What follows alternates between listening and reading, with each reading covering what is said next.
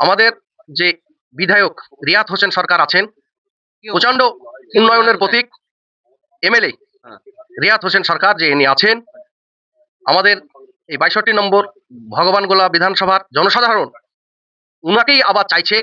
উনি ২৪ ঘন্টায় জনসাধারণের কাজে ব্যস্ত থাকেন। এমনকি কোনো জায়গায় কোনো মানুষ অসুবিধায় পড়লে জানা মাত্র হাজির হয়ে যান, আপাত বিপদ পাশে থাকেও।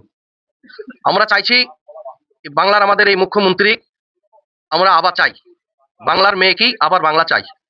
হ্যাঁ, বাংলার মুখ্যমন্ত্রী মমতা বন্দ্যোপাধ্যায়, মমতা আমাদের এই বাংলার মুখ্যমন্ত্রী জনসাধারণের সর্বক্ষণের জন্য পাশে আছে এবং তাদের যে আমাদের দিদির যে লক্ষ্য, যেমন একজন মহিলার পেটে সন্তান আসার পর থেকেই এই বাংলার সরকার বহন করেন।